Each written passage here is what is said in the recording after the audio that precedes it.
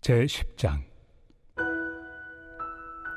형제들아, 나는 너희가 알지 못하기를 원하지 아니하노니 우리 조상들이 다 구름 아래 있고 바다 가운데로 지나며 모세에게 속하여 다 구름과 바다에서 세례를 받고 다 같은 신령한 음식을 먹으며 다 같은 신령한 음료를 마셨으니 이는 그들을 따르는 신령한 반석으로부터 마셨으며 그 반석은 곧 그리스도시라. 그러나 그들의 다수를 하나님이 기뻐하지 아니하셨으므로 그들이 광야에서 멸망을 받았느니라.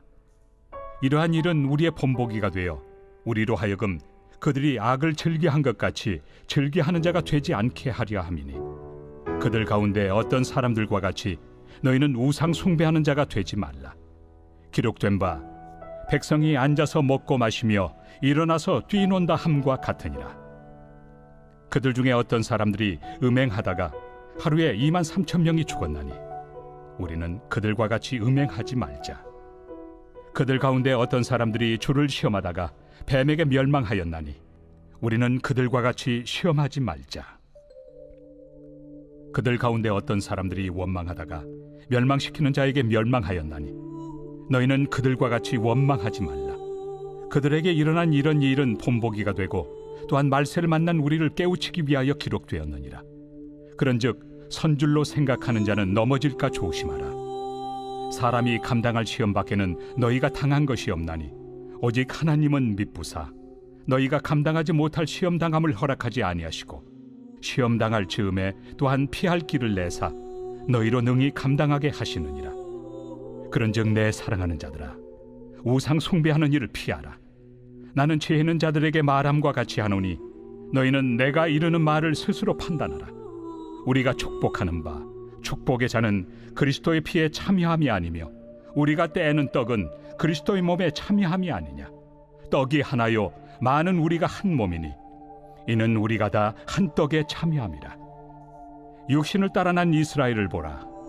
제물을 먹는 자들이 제단에 참여하는 자들이 아니냐. 그런즉 내가 무엇을 말하느냐. 우상의 제물은 무엇이며 우상은 무엇이냐. 무릇 이방인이 제사하는 것은 귀신에게 하는 것이요 하나님께 제사하는 것이 아니니 나는 너희가 귀신과 교제하는 자가 되기를 원하지 아니하노라. 너희가 주의 잔과 귀신의 잔을 겸하여 마시지 못하고 주의 식탁과 귀신의 식탁에 겸하여 참여하지 못하리라.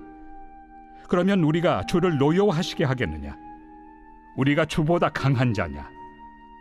모든 것이 가하나 모든 것이 유익한 것은 아니요 모든 것이 가하나 모든 것이 덕을 세우는 것은 아니니 누구든지 자기의 유익을 구하지 말고 남의 유익을 구하라.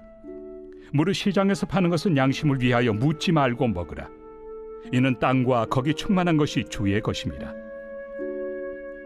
불신자 중 누가 너희를 청할 때 너희가 가고자 하거든 너희 앞에 차려놓은 것은 무엇이든지 양심을 위하여 묻지 말고 먹으라. 누가 너희에게 이것이 제물이라 말하거든 알게 한 자와 그 양심을 위하여 먹지 말라. 내가 말한 양심은 너희의 것이 아니요 남의 것이니 어찌하여 내 자유가 남의 양심으로 말미암아 판단을 받으리요. 만일 내가 감사함으로 참여하면 어찌하여 내가 감사하는 것에 대하여 비방을 받으리요. 그런즉 너희가 먹든지 마시든지 무엇을 하든지 다 하나님의 영광을 위하여 하라. 유대인에게나 헬라인에게나 하나님의 교회나 거치는 자가 되지 말고 나와 같이 모든 일에 모든 사람을 기쁘게 하여 자신의 유익을 구하지 아니하고 많은 사람의 유익을 구하여 그들로 구원을 받게 하라. 오늘 고린도전서 10장의 말씀을 보면 고린도 교인들의 두 가지 큰 문제가 보입니다. 하나는 영적 자만함이고 또 하나는 우상 숭배의 죄입니다. 자기 스스로가 도덕적으로 아무 문제가 없다며 자신감을 보이는 고린도 교인들을 향해 바울은 엄중한 경고를 하고 있습니다. 12절 말씀입니다. 그런즉 선줄로 생각하는 자는 넘어질까 조심하라. 영적으로 자만한 사람들의 가장 큰 문제는 자기 기만이라는 특징을 가진다는 것입니다.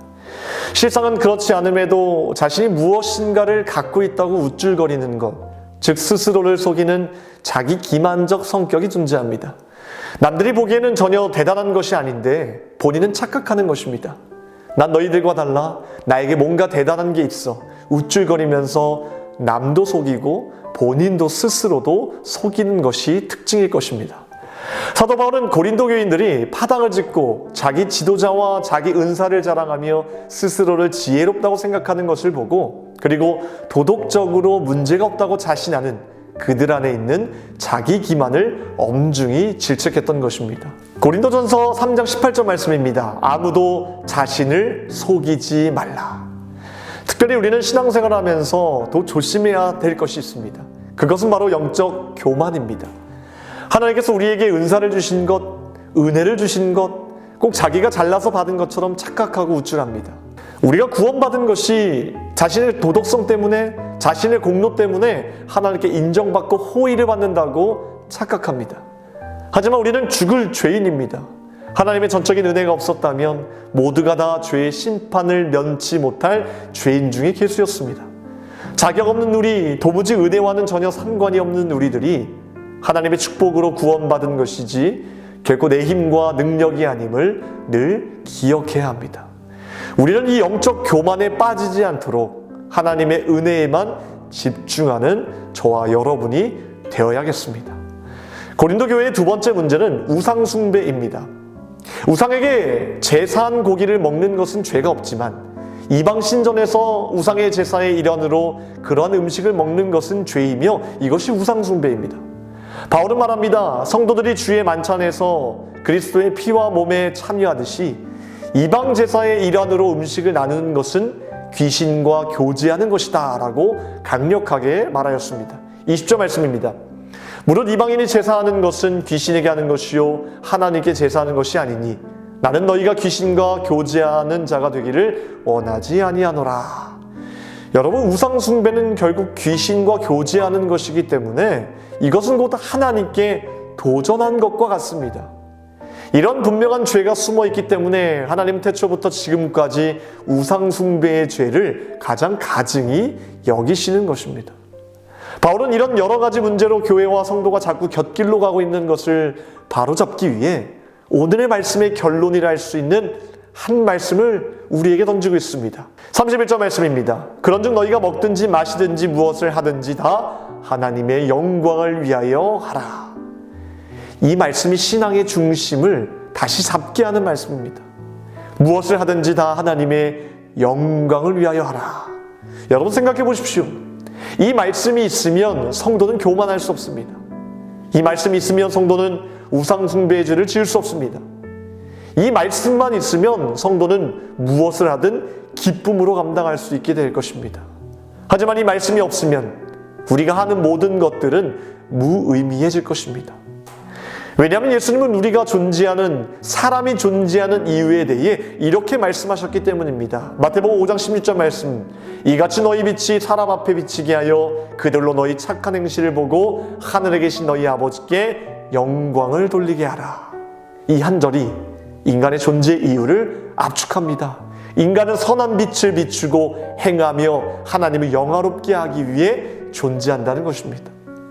우리 인간은 하나님을 영화롭게 하기 위해 존재한다는 것입니다. 이것이 충족되지 않으면 인간의 존재는 무의미해집니다. 하지만 이 중심만 있으면 우리가 하는 모든 일이 다 하나님의 일이 될 수 있습니다. 종교개혁자 마틴 루터는 말하였습니다. 소젖을 짜는 일도 하나님의 영광을 위해 할 수 있다고 말입니다. 늘 우리는 이런 마인드로 세상을 바라봐야 하고 내 삶을 바라봐야 하고 이런 마음으로 하나님과 이웃을 섬겨야 합니다. 사도 바울은 어느 곳에서든 하나님께 영광 돌릴 수 있는 비결을 잘 알고 있었습니다. 골로새서 3장 23절 말씀에 무슨 일을 하든지 마음을 다하여 주께 하듯 하고 사람에게 하듯 하지 말라 하였습니다. 하나님께 영광 돌리는 삶이란 내가 만나는 사람들, 내가 하는 모든 일들을 주께 하듯 하겠습니다 라는 태도로 나아갈 때 하나님께 영광 돌릴 수 있다는 것을 기억해야 합니다. 레리 크랩이라는 사람은 고린도후서 8장 19절 말씀, 우리는 주님의 영광을 드러내고 우리의 좋은 뜻을 이루려고 이 일을 합니다 라는 구절을 통해 우리가 주님께 영광 돌린다는 말의 의미에 대해서 이렇게 서술하였습니다.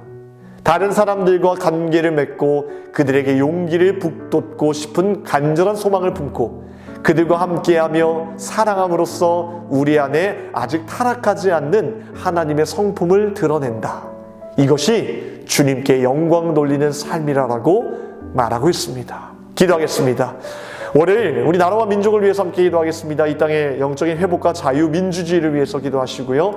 분열과 갈등이 사라지게 하시고 국민 통합과 화합을 위해 경제가 회복되고 복음을 전하는 선교대국이 되게 해달라고 이를 위해서 함께 기도하겠습니다. 기도하겠습니다. 하나님, 주님을 영화롭게 하는 삶, 우리의 사명인 줄 믿습니다.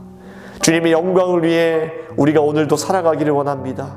모든 일들 속에서 내가 대하는 모든 사람들에게 주께 하듯 대할 수 있도록 주님 인도하여 주셔서 날마다 주님께 영광 돌리는 귀한 삶이 될 수 있도록 주님 인도하여 주시옵소서. 나라와 민족을 위해 기도합니다. 주님께서 세우신 이 나라 선교대국으로 세워주시며 하나님 경제와 모든 분야에서 하나님 주님께서 귀하게 쓰시는 나라가 될 수 있도록 주님 인도하여 주시옵소서. 어려움 없게 주님께서 동행하여 주시고 하나님 피할 길을 열어 주시옵소서. 하나님 교회와 세우신 주의 사자 목사님 강건하게 붙들어 주시옵소서. 선포하신 말씀마다 회복과 치유의 역사를 이루어 주시옵소서. 이 새벽에 간절히 간구하는 제목들마다 주님께서 응답하여 주실 것을 믿고 감사드리며 우리를 구원하신 예수 그리스도 이름으로 기도합나이다.